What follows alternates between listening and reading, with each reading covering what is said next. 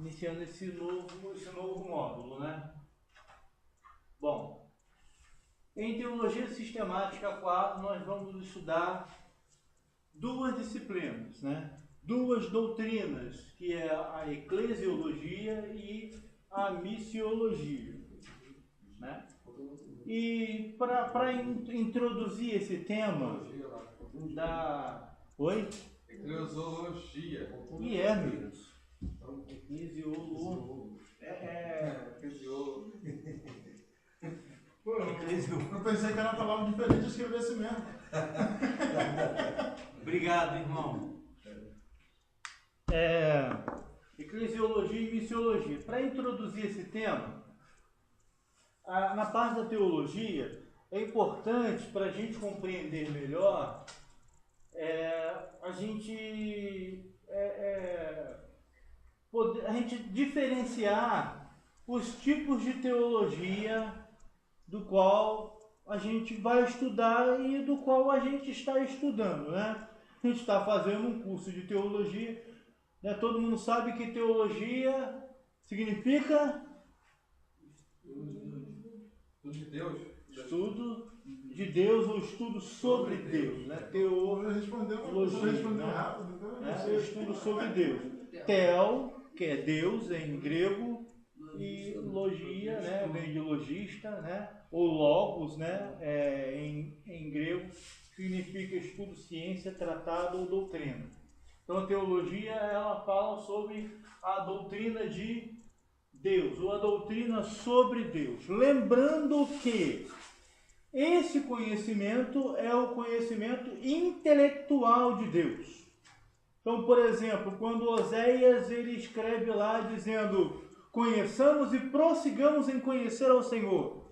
Oséias está falando do conhecimento pessoal, do relacionamento pessoal, a exemplo do que Jó falou, né, quando ele disse, né, antes eu te conhecia de ouvir falar, agora eu te conheço face a face.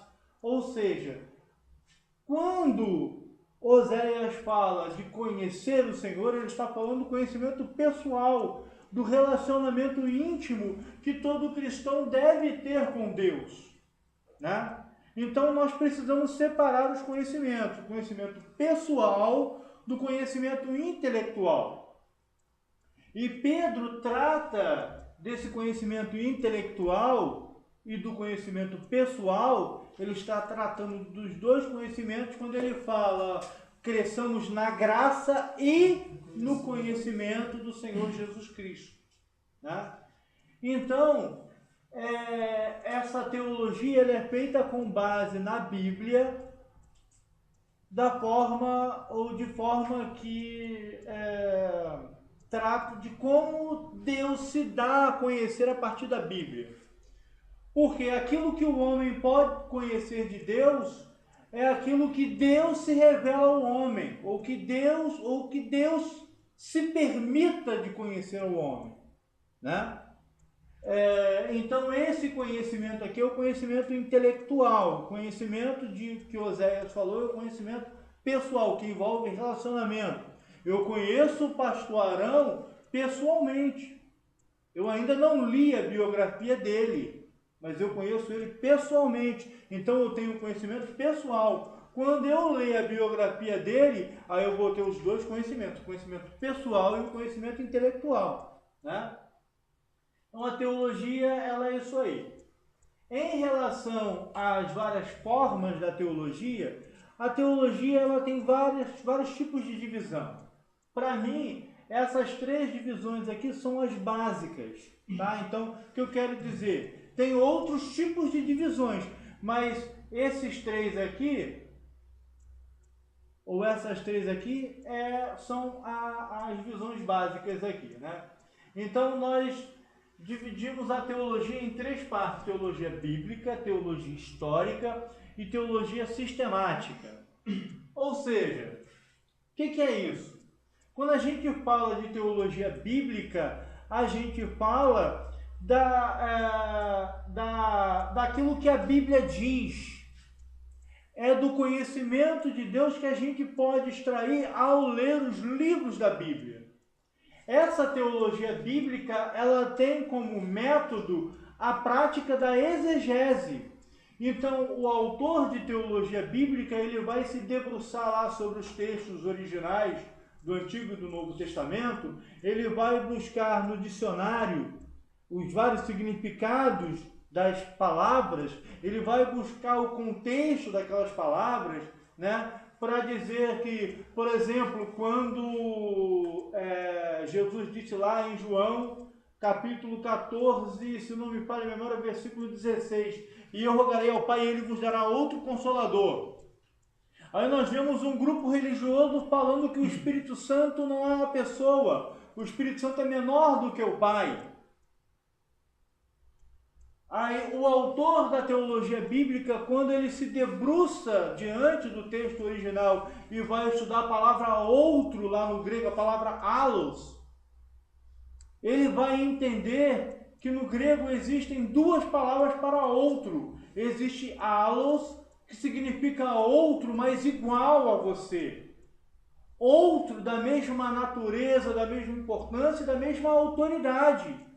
Então, o teólogo bíblico, que é nada mais nada menos do que o exegeta, ele vai entender que o Espírito Santo ele é igual a Jesus, porque a palavra que está lá no original grego, que João usou, é allos, diferente de héteros. Se a palavra lá fosse héteros, isso significa, ou significaria, que o Espírito Santo é oposto a Jesus. Que a palavra héteros, da onde vem a nossa palavra heterossexual, significa outro, mas diferente, oposto, né? Então, a teologia bíblica, ela vai se debruçar sobre os textos originais, né? Para se traçar uma teologia baseada nos livros da Bíblia. O que nós acabamos de estudar aqui, não foi bem uma teologia bíblica, mas foi o começo dela. Foi uma introdução bíblica. Nós podemos até chamar que isso que nós acabamos de estudar agora com os livros históricos seria uma introdução à teologia bíblica.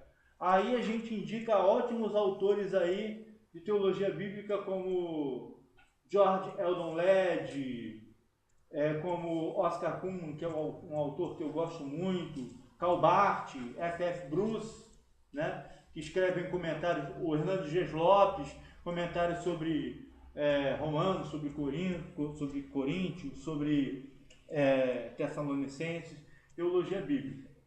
A número 2 é a teologia histórica.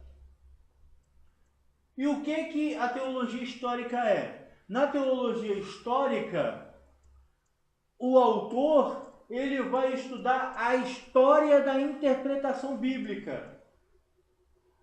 Eu não lembro eu não sei se vocês assistiram uma aula nossa de soteriologia, quando nós falamos sobre a predestinação. Lembra?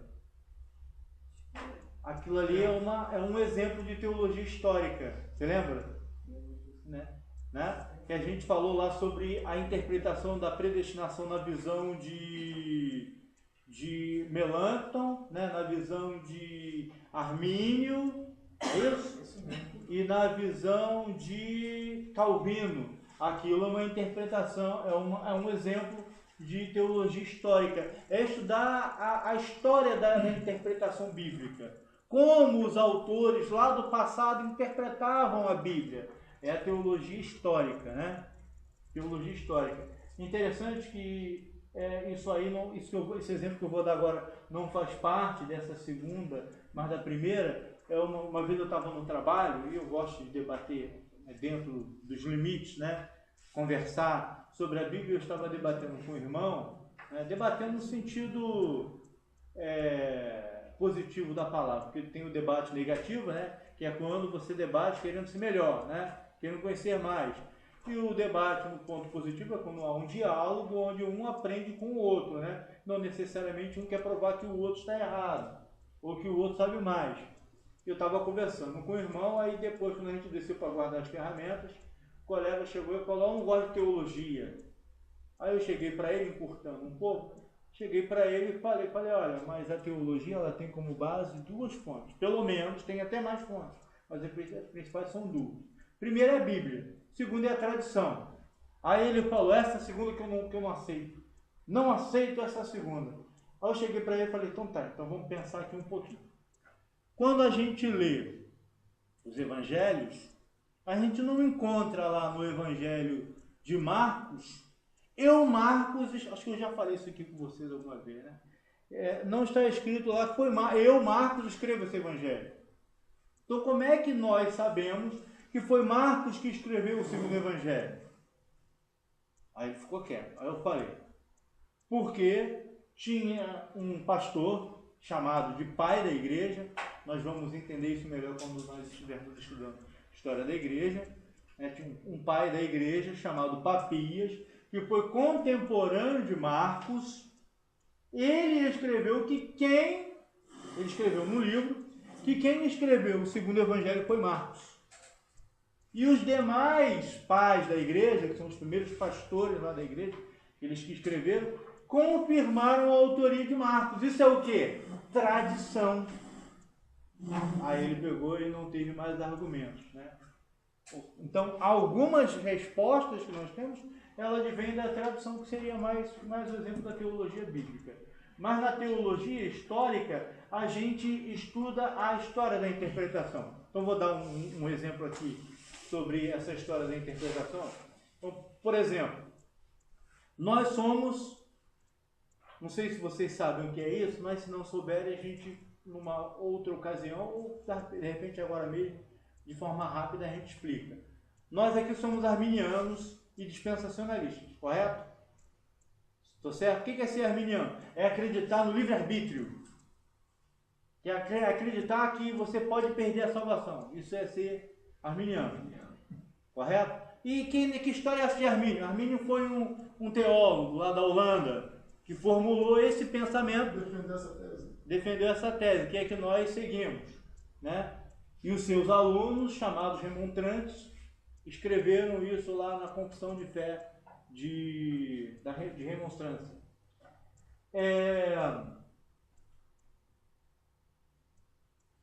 Bom, então nós somos arminianos e dispensacionalistas. Por que dispensacionalistas? Porque nós acreditamos na teologia dispensacionalista defendida e formulada por John Nelson Darby, né?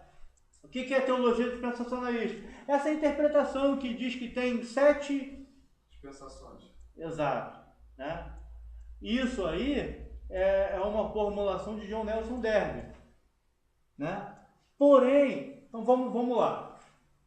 Mas na verdade o arminianismo ele tem 3 fases. Isso é teologia histórica.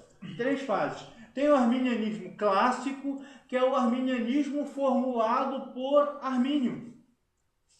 Ele é um tipo de arminianismo que ele é chamado de arminianismo clássico. Por quê? Ele é antigo, ele é do século XVI e XVII. Depois nós temos uma segunda fase de arminianismo, que é o arminianismo wesleyano, defendido e escrito por John Wesley, né? Evangelista, avivalista, teólogo, pregador, fundador do metodismo, né? Que já é um arminianismo um pouco diferente do arminianismo do próprio Armínio. John Wesley é fundador metodista? Fundador da igreja metodista. E essa igreja Wesley? É o que eu estava pensando aqui agora também. Surgiu do nome dele, o metodista wesleyano. Por quê? Porque a igreja metodista ela é tradicional. Mas John Wesley, lá enquanto ele vivia, ele incentivava as manifestações dos dons espirituais. Ele mesmo nunca foi batizado com o Espírito Santo, mas ele incentivava a manifestação dos dons espirituais, né? E aí, quando houve essa divisão, os arminianos pentecostais se auto-intitularam os metodistas pentecostais se auto-intitularam metodistas wesleyanos. Entendeu? Então aí nós temos uma segunda fase do arminianismo, né, chamado o arminianismo wesleyano, onde o Wesley ele formula... Parou, quer ouvir minha voz. Né? Ela esqueceu que eu estou no seminário. Desculpa, irmão. E...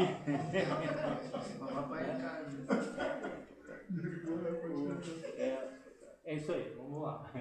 Então, o Wesley, John Wesley, então, ele escreve e formula um novo tipo de arminianismo. Inclusive, John Wesley é o que vai popularizar o arminianismo. Porque, na época, o arminianismo ele era defendido pela minoria. A maioria dos evangélicos, até o século XVII, eram calvinistas. O Wesley ele vai propagar e popularizar o arminianismo na Inglaterra e nos Estados Unidos também. Né? Depois nós temos agora uma terceira fase do arminianismo, que é o arminianismo dispensacionalista, que defende a opinião de Armínio, mas concorda que a história da salvação é dividida em dispensações, 7 dispensações, entende? Armínio não defendia a divisão da história da salvação em dispensações. Nem Wesley. Eles não acreditavam que a volta de Jesus se daria em 2 etapas. A primeira antes da grande tribulação e a segunda depois da grande tribulação. Isso aí vem do dispensacionalismo. Então aí nós vemos um exemplo de teologia histórica. O que seria dispensação? Dispensação são períodos, são épocas diferentes. É uma palavra mais fácil, temporada. Dispensação significa temporada. Existe a temporada lá da inocência, a temporada da consciência, a temporada do governo humano, a temporada do patriarcal, a temporada da lei, a temporada da graça, vai ter a temporada do milênio. E depois termina a temporada e entra a eternidade. Isso. Né? Ok? Agora, aquilo que a gente vai estudar a partir de agora está nesse número 3 aqui, a teologia sistemática. A teologia sistemática ela é diferente das duas. A teologia sistemática ela trata de dogma, de doutrina. Ela vai usar como base a teologia bíblica. A teologia bíblica ela vai ser usada como fonte para a teologia sistemática. Tem a exegese, que vai ser base da teologia bíblica. A exegese e a teologia bíblica vai ser base da teologia sistemática. A teologia sistemática é a organização das doutrinas da Bíblia dentro de um sistema. Então nós temos, e os irmãos já estudaram, a cristologia, a teontologia, a pneumatologia, a angelologia, né? A soteriologia, né? Dentro dessas doutrinas, né? Não, liga pra ele não. Vou te botar de cachorro aqui, ó. Meu Deus do céu. No cantinho da sala. Brincadeira. Mas aí, né? Ou seja, a teologia sistemática, ela também é chamada de teologia dogmática, porque ela trata de dogmas. Ela nasceu nas confissões de fé. As confissões de fé eram uma espécie de teologia sistemática, né? Formulada lá por reformadores e por protestantes. Aí tem a confissão de fé de Westminster, a confissão de fé de Augsburgo, tem a confissão de fé da Guanabara, que é a primeira e única, na verdade é a primeira, né? Confissão de fé evangélica da história do Brasil, que foi formulada lá em 1555 pelos huguenotes que chegaram aqui na Baía de Guanabara, né? Que fundaram a França Antártica aqui no Rio de Janeiro, né? E confissão consiste em quê? Oi? Confissão de fé desse pessoal aí. É declaração de fé, ou seja, o Brasil da época era um Brasil extremamente católico, né? Então, os colonizadores, eles tinham que ser portugueses e tinham que ser católicos. Nessa época estava vigente o Tratado de Tordesilhas, que separava o mundo, né, o mar, em duas partes, duas áreas. Uma área era da Espanha e a outra área era de Portugal, né? Então, isso não abria margem para que outros países, né, conquistassem suas colônias. Porém, alguns desses países não concordavam com o Tratado de Tordesilhas, porque o Tratado de Tordesilhas ele foi um tratado católico, ele foi feito na instância da Igreja Católica. Então, esses países protestantes, ou de alguns grupos protestantes, não concordaram com ele. Por exemplo, a Inglaterra, lá na América do Norte, a Holanda, que invadiu o Brasil durante a União Ibérica, que Portugal e Espanha passou a ser um país só, né? Aí a própria França, os huguenotes eram protestantes, calvinistas, que vieram para cá e tentaram fundar fugindo das perseguições religiosas lá da Inglaterra. Então eles vieram para cá com o intuito de criar uma colônia. Só que aí o governador do Rio de Janeiro, na época, o presidente do Brasil na época, presidente não com esse título de hoje, presidente eleito, ele era nomeado, era o Mendes Sá. E o Mendes Sá mandou que eles escrevessem aquilo no qual eles acreditavam. Aí eles escreveram a Confissão de Fé de Guanabara. E essa Confissão de Fé de Guanabara serviu de base para condená-los, porque o Brasil da época era católico, a religião oficial de Portugal, e do Brasil era catolicismo. Então eles foram mortos pela fé deles. Na verdade, nem todos morreram, né? Aí o Mendes Sá mandou o Estácio de Sá para cá, se eu não me falha a memória, junto com o padre Anchieta, para perseguir e caçar esses huguenotes. Alguns acabam fugindo e outros morrem aqui mesmo. Entendeu?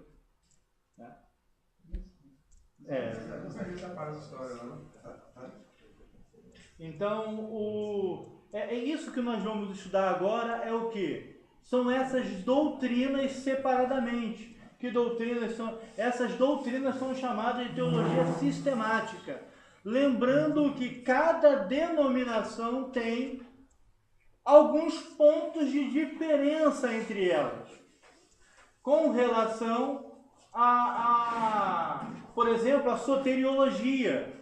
Os calvinistas vão dizer que a salvação não existe livre-arbítrio. Uma vez salvo, salvo para sempre.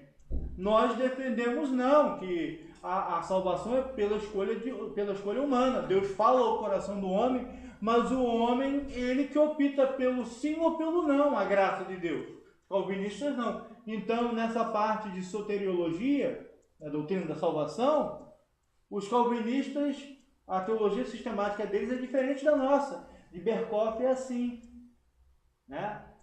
A escatologia também é diferente. Na escatologia calvinista, a igreja passa pela grande tribulação. O milênio é um período simbólico, que começou lá quando Cristo foi assunto aos céus e vai terminar quando ele voltar. É um período simbólico. Então, a teologia sistemática, então nós podemos dizer que ela é denominacional, ou seja, cada denominação tem a sua. E nós temos a confissão de fé das Assembleias de Deus no Brasil. Mas isso não podia ser único?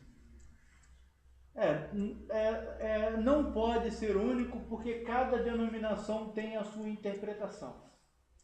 Mas aí cria um conflito, porque se eu disser que eu sou salvo para sempre, quer dizer que eu posso fazer qualquer coisa, que eu já estou predestinado à salvação. Isso é errado. Isso me leva a dizer que, embora eu aceite a Cristo e uma vez eu estou salvo, posso fazer o que eu quiser, já estou selado. Sim, aí os extremos, são os lados dos extremos, né? Desculpa, o que é? Ou seja, existem dois extremos. Um dos extremos eu estou salvo, posso fazer o que eu quiser. Eu já estou salvo, sou eleito de Deus. Isso aí é chamado de calvinismo fatalista. Nem Calvino defendia isso. Nem os calvinistas de hoje, quem defende isso aí é um apóstolo, eu não vou dizer o nome dele, mas é o primeiro ministro do Brasil, né, a se auto-intitular apóstolo. Né? Isso aí. Né? Ele defende o calvinismo fatalista, mas o calvinismo, o próprio Calvino, ensinava aquilo que está no Evangelho de João, que aquele que é nascido de Deus não permanece na prática do pecado. O outro extremo seria dizer que agora que eu sou crente, eu não posso mais pecar. Se eu pecar, eu perco a minha salvação. Esse é o outro extremo. Né? Então são lados opostos. A gente tem que sempre optar pelo equilíbrio. Ou seja, nem uma coisa nem outra. Ou seja, a salvação, né, vamos colocar dentro do pensamento calvinista, né? A salvação para eles, ela é uma escolha de Deus, e Deus escolhe quem vai ser salvo e quem não vai ser salvo. Deus, ele fala ao coração do homem, e o homem não tem como resistir a esse chamado à salvação. E Deus, no Espírito Santo, ele imputa no homem, no coração do homem, a vontade pela conversão. Então Deus, no calvinismo, ele escolhe uns para a salvação e outros para a perdição. Isso é chamado de dupla predestinação. Lutero ensinava coisa semelhante, mas Lutero ensinava apenas a predestinação dos salvos. Que todos aqueles que são salvos porque Deus os predestinou para a salvação. Entendeu? Mas isso é denominacional, e só um minuto, desculpa. Isso é só para a nível de entendimento, de pensamento, porque isso aí não tira a salvação dos que defendem esse ponto de vista que nós não concordamos. Né? Porque nós somos salvos pela fé e não pela diferença de uma doutrina ou outra. Até porque se nós falássemos que eles não têm salvação por causa disso, Lutero foi para o inferno, Calvino foi para o inferno, John Knox foi para o inferno, Ulrich Zwingli foi para o inferno. Quem mais? Mas isso é certo? John Knox foi para o inferno. Isso é certo? Eles realmente foram para o inferno? Não, a gente teria, se a gente chamar isso de heresia, não é heresia, isso é ponto de discordância entre as denominações. Entendeu? Né? Não é heresia. O que é heresia? Heresia é uma doutrina que causa divisão. A palavra heresia, do grego airesis, significa divisão. Né? Então, é claro, confunde. Eu estou dizendo isso aqui a nível de esclarecimento, mas a teologia sistemática que a gente vai tratar aqui é a teologia sistemática arminiana e dispensacionalista. Dispensacionalista, quando a gente só vai ver quando a gente for estudar a escatologia, né?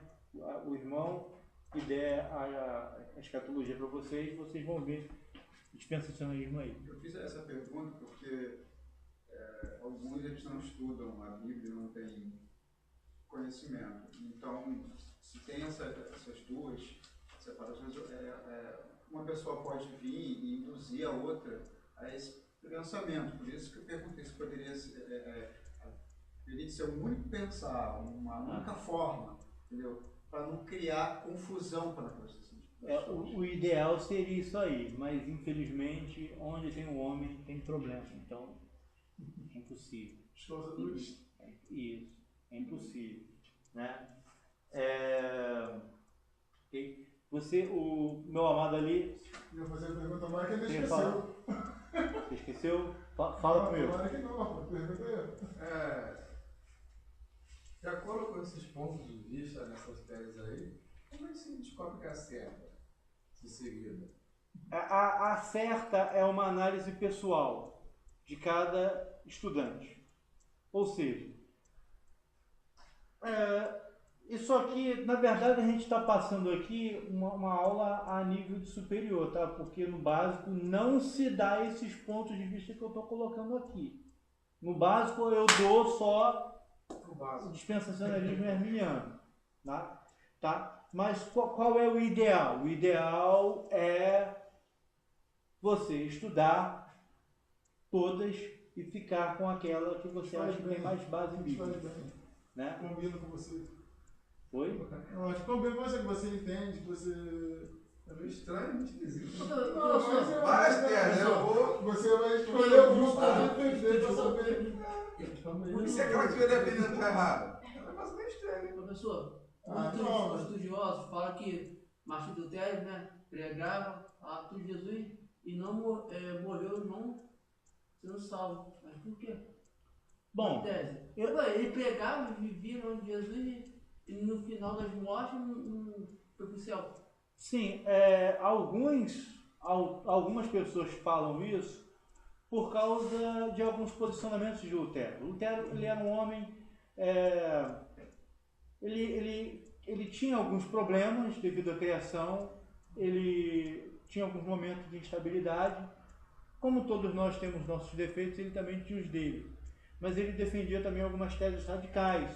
Por exemplo, ele dizia que os judeus, por terem incentivado a crucificação de Jesus, deveriam ser desterrados e mortos. Foi o que Hitler fez depois. Né? Exatamente. Mas dizer que ele não foi salvo já seria uma opinião muito radical, porque acho que ninguém pode opinar assim se alguém foi salvo ou não. Isso é pessoal da pessoa e Deus. Sobre a pergunta dele, do Roberto, e a colocação do Eduardo, que combinar mais com você, Mas no curso de teologia, você se encontra com todas essas ideias, permaneça com a da sua igreja. Isso é importante. Até você decidir mudar para outra, eu tenho muita certeza do que você está fazendo. Você já aceitou Jesus numa igreja, você está lá, permaneça com a que a sua igreja defende. Essa também é a sua, né? Que mais combina com você. Sim. Obrigado, irmã Helena. Ou seja, é isso aí mesmo, irmão. Por quê? eu já segui muito. Porque se vocês chegarem lá defendendo opiniões diferentes, vocês vão acabar incentivando uma certa divisão dentro da igreja, né? E se perdendo, né? Ou seja, você vai defender a opinião que a sua denominação defende, é uma boa, é um bom conselho. É claro, se você for pegar alguns autores, alguns palestrantes, você vai ver alguns que defendem a opinião de Calvino e outros que defendem a opinião de Armínio. Quem defende a opinião de Armínio? O Ciro Sanches de Borges, se não me engano, é o autor desse módulo que a gente vai estudar agora. O Antônio Gilberto, Ezequiel Soares da Silva, eu gosto muito do Ezequiel Soares da Silva. O pastor Sila Malafaia.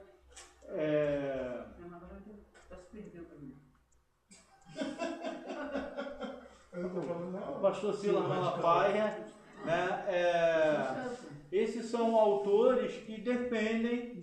É interessante nós que somos da Assembleia de Deus ler esses autores, né? Porque se a gente for para outros autores, pode ser que a gente fique confundido. Então, Augusto Nicodemos, Hernandes Dias Lopes, Paulo Júnior, seriam autores de linha calvinista que eu não aconselho a acompanhar esses pregadores, esses autores. São muito bons, são muito respeitados, mas as opiniões se divergem. Então, a gente, para não criar dúvida na cabeça dos irmãos, o conselho da irmã Helena é o melhor. Fique com a opinião de cada denominação. Isso é tão sério que teve um homem que frequentou aqui e congregou aqui. Então, quando a pessoa explicar para ele que a igreja cristã foi fundada por Martinho Lutero, que Martinho Lutero era católico, ele soube que Martinho Lutero era católico, acabou a cabeça do homem. Você vê que... É aquele. É aquele? É o. É aquele que saiu. Isso é o outro bar. E esse irmão Ou seja, ele não estava preparado para estar no curso. Não, e a colocação da irmã, né? Eu ia falar, o Terezinha falou antes de mim, bom. É interessante porque às vezes você vai pela internet, aí você vai procurar aquela que é mais adequada para você e vai ficar perdido, porque tem tanta gente pegando um monte de coisa ali, então você e vai fugir da visão da sua igreja. E observe que o professor, naturalmente, quando ele abriu aqui a prédica dele, a fala dele, ele já falou assim, nós, que somos da tendência de Arminio, já falou como se fosse, por quê? Naturalmente, ele nem percebeu isso, mas ele já passou naturalmente, por quê? Ele está dando um curso na Assembleia de Deus, ele é assembleando, os alunos todos assembleando, então naturalmente ele já falou isso assim naturalmente. Já dei a minha opinião. Já deu a opinião, entendendo que a tendência nossa é essa mesmo, né? Aí ele colocou depois a nível de conhecimento os outros pontos, mas... E acerta, hein? E pra gente é a correta, né? Porque é que a gente... vamos... Amém. Verdade. É isso aí. Então, pra nós, pra mim, pro irmão Reinaldo, a mais correta é arminiana. Ok? Então vamos entrar aqui na matéria. Desliguei meu celular. Quem tem uma lista? Que horas tem para 9h36. Espero que a minha esposa me ligue de novo, porque eu acabei de desligar o telefone. Alguém vai dormir no sofá. Quando chegar em casa, eu converso com ela. Eu tenho que chegar de mansinho. Levando um presentinho também. Mas, então nós vamos estudar a eclesiologia, né? Eclesiologia, que é a doutrina da... Ah, meu Deus do céu! Agora eu vou dormir mesmo.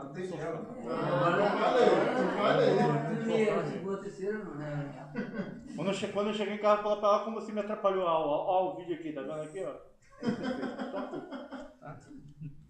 Né? Então vamos lá. Foi ligando o telefone, cara, ligou. Impressionante.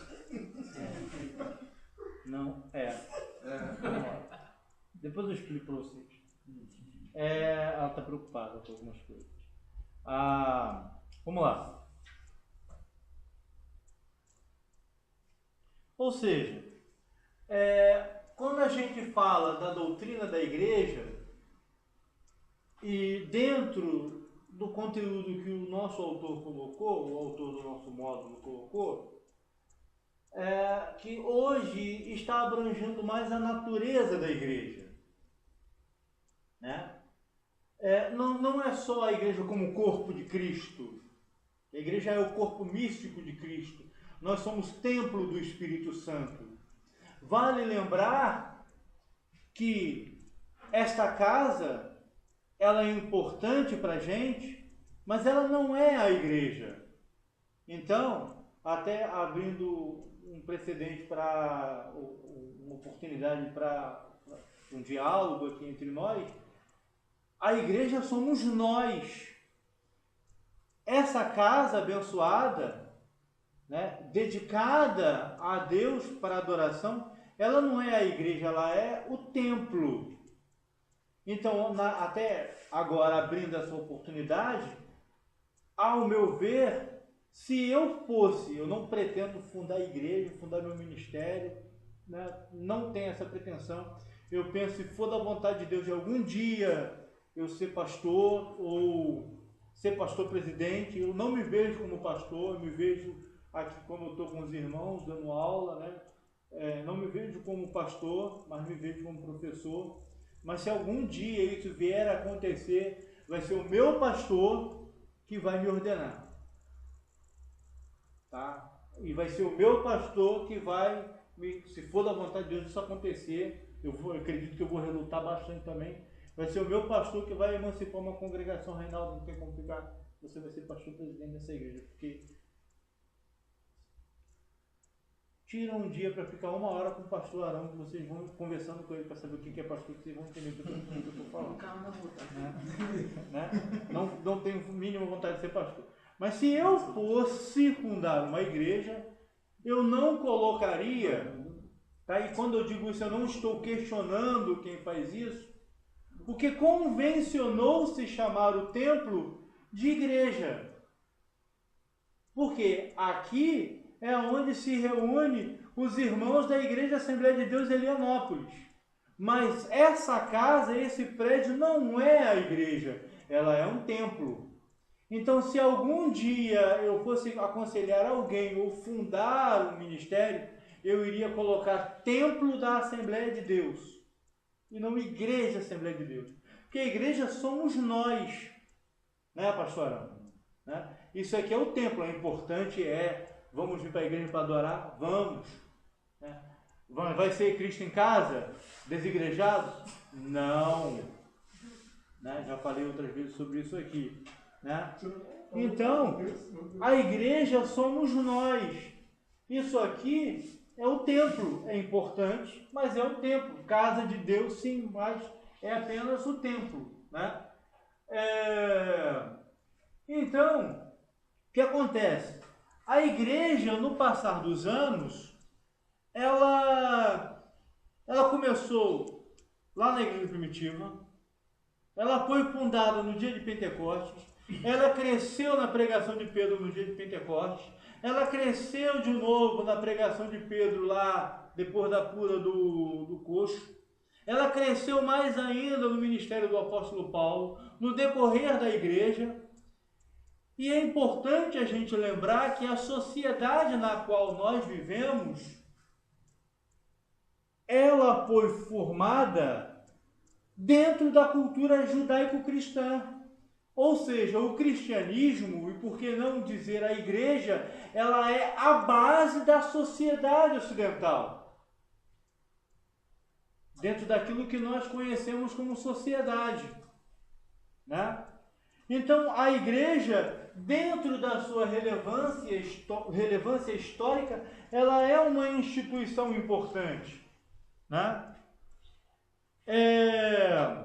E aí, ela foi uma organização que sofreu perseguições, que foi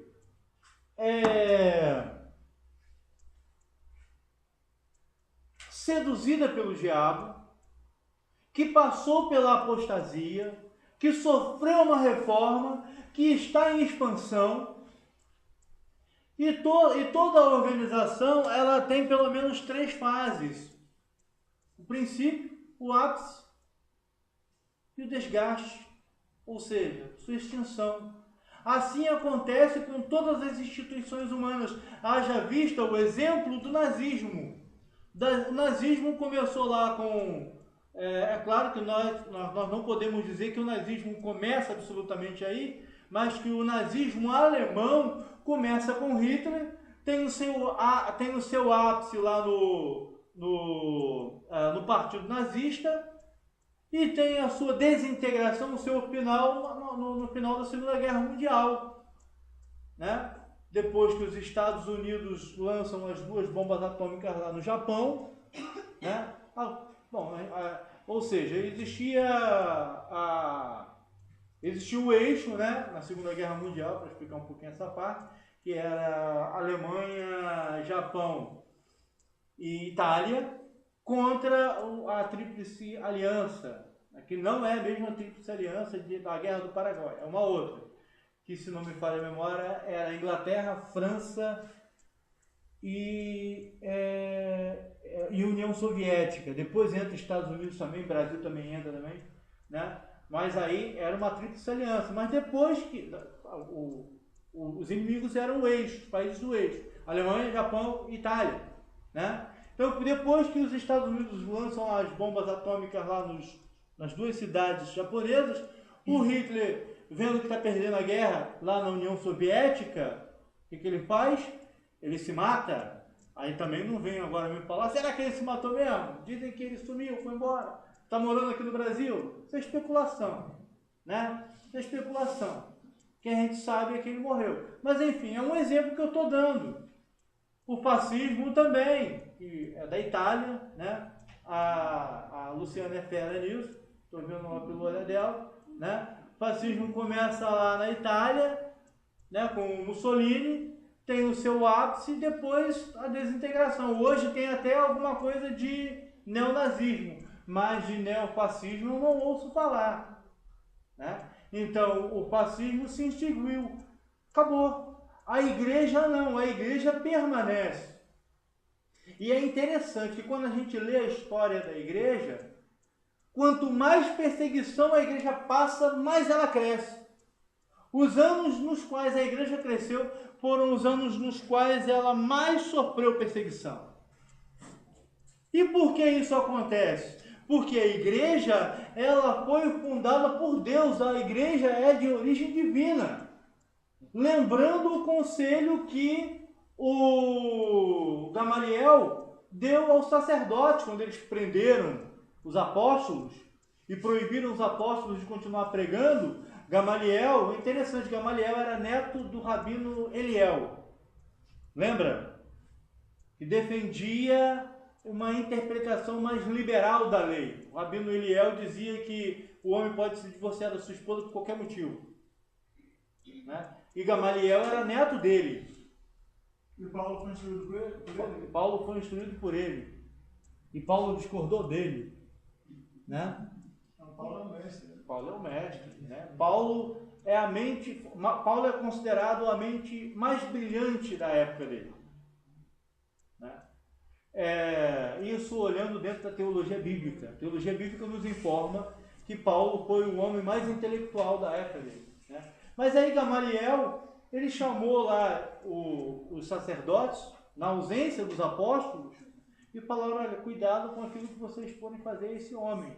Citou o exemplo de 2 outros homens que haviam liderado, se não me engano, o nome de um era Teudas, o nome de outro era, acho que se não me engano era Simão Galileu, que haviam liderado uma insurreição, depois foram mortos e dispersados. Aí Gamaliel falou: se for de Deus, vai permanecer, mas se não for, vai acabar, né? Então, a igreja...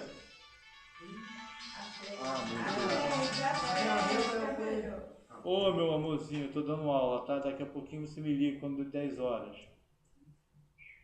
Tô dando aula, amorzinho, no seminário. Isso aí vai pro YouTube, tá? Deixa eu ver, deixa eu ver. Ih, rapaz, não sei nem como é que ela... Eu falei na inocente, não sei nem se ela ficou chateada. Depois eu resolvo. Vai orando pra casa. Tem que orar mesmo. Eu vou dormir no sofá hoje de castigo, né? Dormir no sofá. Então, a igreja, então, ela permanece porque ela tem a sua origem no próprio Deus. A igreja, ela é um projeto de Deus que nasceu antes da fundação do mundo. Porque lá na carta de Paulo aos Efésios, está escrito que a igreja, ou seja, que a salvação dos gentios é um mistério que estava oculto em Deus. E está dizendo também, ou aí é outra referência, que a igreja está no plano de Deus antes da fundação do mundo. Então a igreja, ela é um projeto de Deus colocado em prática. E o que vem a ser uma igreja? A palavra igreja, ela vem do grego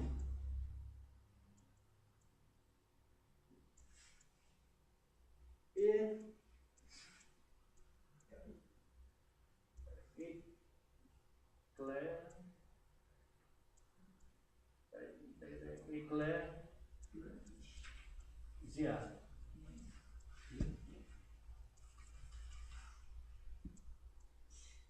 Tá, esse erro aqui é porque no grego tem dois tem o epsilon e tem o eta, tá? Então, eclésia é uma palavra que vem do grego que significa um movimento de dentro para fora. Exato, é isso aí, né? Mas aí tratando da definição etimológica, todas as coisas, ou seja, a maioria das doutrinas da Bíblia, quando a gente fala doutrina, está falando sempre, teologia sistemática, ela tem o seu significado etimológico, que é a raiz da palavra.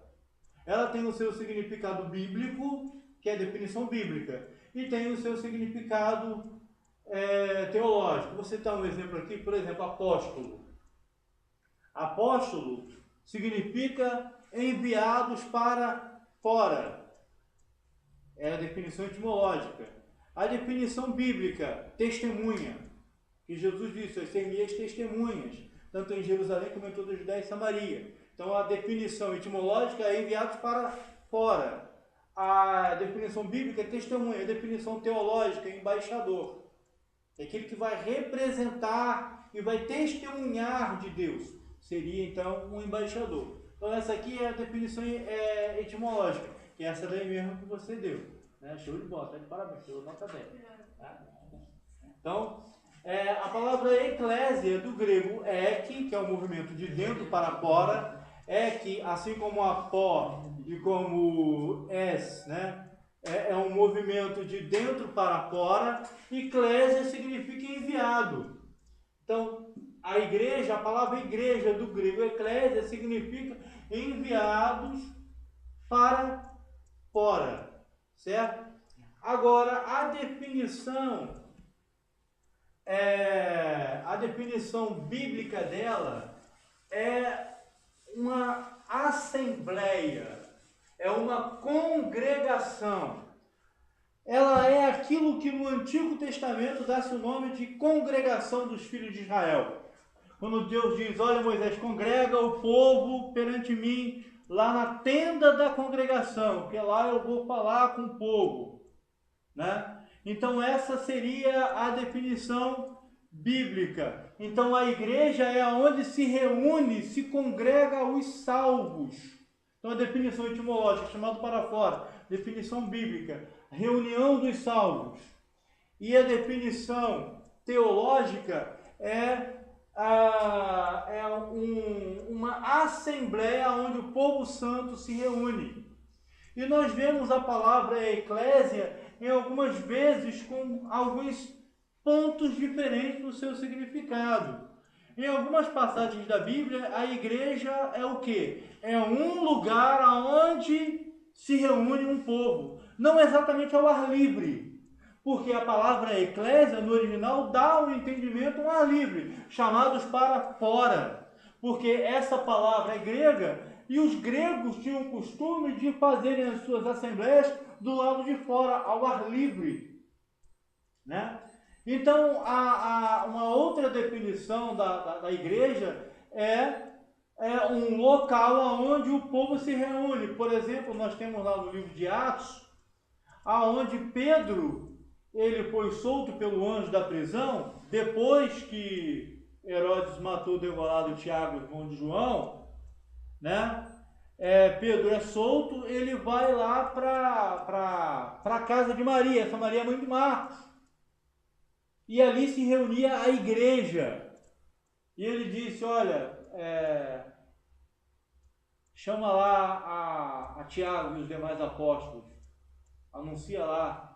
Quando ele escreve, saúda a igreja que está em sua casa, ou seja, é um lugar específico aonde ocorre o culto, a união dos santos. Então, esses são os vários significados na Bíblia da palavra igreja. Então, a igreja além da igreja sermos nós, a igreja, por definição, também é o lugar onde o povo se reúne. O templo sem nada, ele é só o templo. Mas quando a igreja se reúne no templo, aí o templo demonstra a sua importância. Né? Ok? A palavra hebraica para igreja é kahal. Kahal significa assembleia, congregação. Ela vem do grego kol, né, que significa um grupo de pessoas que estão ouvindo um discurso, que é o nome hebraico do livro de Eclesiastes, Kohelet, que vem do Kol também. É a mesma raiz da palavra Kahal, ok? Congregação do povo de Israel, né? Porém, existem dois pontos de vista em relação à igreja. Alguns defendem que a igreja nasceu após o Senhor Jesus. Esse é o ponto que eu defendo, que nós defendemos. Antes de Jesus não existia igreja. Até porque lá em Mateus capítulo 16, se eu não me falha a memória, versículo 18, Jesus fala: sobre esta pedra edificarei a minha igreja. Então ele está falando de uma nova instituição religiosa e não uma continuação do judaísmo. O outro ponto de vista, que é o ponto de vista defendido por algumas denominações tradicionais, é que a igreja, ela incorporou Israel, os judeus, que Israel já era igreja, né? Porém, nós entendemos, a partir de Mateus 16, 18, que a igreja, ela nasce no dia de Pentecostes. A igreja aparece 2 vezes nos evangelhos. A primeira das vezes é essa referência de Mateus capítulo 16. A outra referência, eu não lembro onde está, mas é quando Jesus fala: olha, quando você for entregar a sua oferta e te lembrar de que alguém tem alguma coisa contra ti, você vai, conversa com ele, se se arrepender, perdoa. Se não se arrepender, leve 2 ou 3 testemunhas, se ainda não se arrepender, leve o caso à igreja. Se perante a igreja ele não se arrepender, ele deve ser considerado um publicano, excluído, né? Que hoje seria disciplinado. Ok? Então,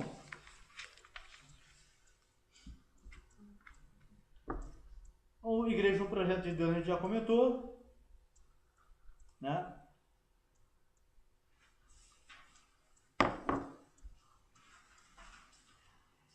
Bom, a igreja, ainda comentando dentro desse projeto de Deus, a gente já está acabando, falta 5 minutos para as 10. A igreja, dentro desse projeto de Deus, ela começou lá antes do mundo ser criado. Continua esse projeto com Israel, antes da fundação da igreja. E é aquilo que Jeremias escreveu dizendo: eis que eu farei uma nova aliança com vocês. Não uma aliança como a que eu fiz com os vossos pais no deserto, mas a minha aliança era esta: eis que eu escreverei as minhas leis no seu coração e na sua mente. A igreja, com uma nova aliança, ela incorpora tanto judeus quanto crentes. Hoje não basta ser judeu para ser salvo. Para ser salvo tem que aceitar Jesus como seu salvador. A salvação é em Jesus. Os judeus são um povo escolhido? São um povo escolhido. São salvos? Só os que aceitaram Jesus. Serão salvos no futuro? Sim, no futuro diz o apóstolo Paulo que todos os judeus serão salvos. Né? A plenitude dos judeus, os sobreviventes, chamados de remanescentes, serão salvos. Mas hoje, na atual dispensação, segundo John Nelson Darby, Bíblia de Estudos de Scofield, né? A igreja, né, que é o povo eleito de Deus. E dentro desse plano de Deus, esse plano de Deus foi quase que frustrado em algumas ocasiões. Na própria ocasião de Esther, que nós falamos agora há pouco tempo. Porque tentou-se exterminar o povo do qual viria o fundador da igreja, que foi Jesus, né? E Deus interviu e houve livramento para o povo de Israel. Também nos dias de Matatias, que a gente comentou aqui. Porque a política social de Etíoco IV de Epífanes era exterminar os judeus. Eles foram proibidos de praticar a sua religião. Seus rolos sagrados, o Antigo Testamento, foram queimados. Eles foram perseguidos e mortos, até que se levantou Matatias. E através de Matatias, Deus deu o livramento ao povo judeu. Foram várias as tentativas de frustrar o nascimento da igreja dentro dos planos de Deus, né? No contexto judaico. Os profetas do Antigo Testamento, eles também falaram sobre o nascimento da igreja, segundo suas palavras, sim, mas falaram sobre o tempo da igreja, né? Quando o Senhor Jesus, ele falou lá no seu discurso da sinagoga de Cafarnaum, quando ele diz, eis que o Espírito de Deus está sobre mim, e lá no final ele diz para apregoar o ano aceitável do Senhor, que seria o tempo da graça, né? Ele também veio inaugurar o tempo da igreja. Então isso está dentro do projeto de Deus. E depois Deus revelou esse projeto aos homens. Em especial, podemos dizer que é o próprio apóstolo Paulo. E eu digo Paulo por quê? Porque Paulo, na carta aos Efésios, capítulo 1, versículo 10, ele fala sobre a plenitude dos tempos. O que é a plenitude dos tempos? É tempo determinado. Foi o tempo que Deus, lá na sua onisciência, na sua soberania, ele estabeleceu para fundar a igreja. É o tempo determinado. É o tempo oportuno. Lembram daquela expressão que os pregadores usam? O tempo de Deus é o kairos e o tempo do homem é o cronos. Por que isso? Porque cronos em grego significa hora. E kairos em grego significa estação, tempo determinado. Não existem as 4 estações, primavera, verão, outono e inverno. Não tem uma data estabelecida para o início de cada um. Tempo determinado é isso. São estações estabelecidas por Deus. E segundo o dispensacionalismo, nós vivemos no período, da dispensação da igreja. A dispensação da graça também é chamada de dispensação da igreja. Então esse mistério, esse projeto foi revelado a Paulo. Esse projeto foi revelado a Pedro, quando Pedro, e é interessante até esse contexto, porque os discípulos tinham pregado nas cidades, iam receber Jesus, e aí Jesus leva eles num lugar para descansar. Jesus leva eles lá para Cesareia de Filipe. Em Israel existia 2 Cesareias. Cesareia Marítima, que foi construída por Herodes o Grande, meu Deus do céu, que foi... 10 horas agora, que foi construída foi construída por Herodes o Grande para homenagear o César Augusto. E a Cesareia de Filipe, também chamada Cesareia de Filipos, foi construída por Filipe, filho de Herodes, irmão do Herodes da época de João Batista, para homenagear Tibério César. E esse era o lugar mais pagão de Israel. Jesus leva eles, segundo alguns autores, para um lugar chamado Pânias. Em Pânias existia uma caverna e ali perto passa até hoje uma das principais nascentes do Rio Jordão. E por que o nome do lugar é Pânias? Porque existia um deus na mitologia grega chamado Pan, que ele tem as mesmas características do diabo, desenhado pelos católicos: pernas de cabra, corpo de homem, chifres de cordeiro. Ele toca flauta, esse deus Pan. Então acreditava-se que o deus Pan morava dentro dessa caverna. E aí Jesus levou os discípulos lá. Nesse lugar existiam vários altares aos deuses pagãos. Os judeus chamavam aquela caverna de Porta do Inferno, porque era onde o demônio, o diabo morava, o Pan. Aí Jesus leva eles para lá e pergunta: aonde vocês pregaram? O que os homens falaram de mim? Aí eles responderam: uns falam que o Senhor é Ezequiel, outros falam que o Senhor Jeremias, outros falam que o Senhor Elias, outros falam que o Senhor João Batista que ressuscitou. E Jesus perguntou: e vocês que me conhecem? O que vocês disseram que eu sou quem? Aí Pedro toma a palavra e diz, como Pedrão, como sempre, um passo à frente dos demais, fala: eu disse que tu és o Cristo, o Filho de Deus, o Messias. ungido de Deus. Jesus falou, bem-aventurado és tu, Simão Bar-Jonas, Simão filho de Jonas, porque quem te revelou isso não foi carne e sangue, mas meu Pai que está no céu. Também eu te digo que tu és Pedro, e sobre esta pedra eu edificarei a minha igreja, e as portas do inferno, ele aponta para a caverna, não prevalecerão contra ela. E ele chama a minha igreja de forma carinhosa, a minha igreja. Nós, como igreja, somos propriedade de Deus, exclusiva de Deus. E é interessante quando ele fala, as portas do inferno não prevalecerão contra ela, dá-se a entender que a igreja está sob ataque, está sob ataque, né? Mas não. A expressão que Jesus queria dizer ali é que a igreja está em guerra contra o inferno. E o inferno não prevalece contra a igreja. Porque o que está conosco é maior do que o que está com eles. Então as portas do inferno não prevalecerão. Isto é, as portas do inferno não derrotarão a igreja. Né? E hoje é só. Semana que vem a gente continua. E agradecemos a oportunidade. Quase entregou.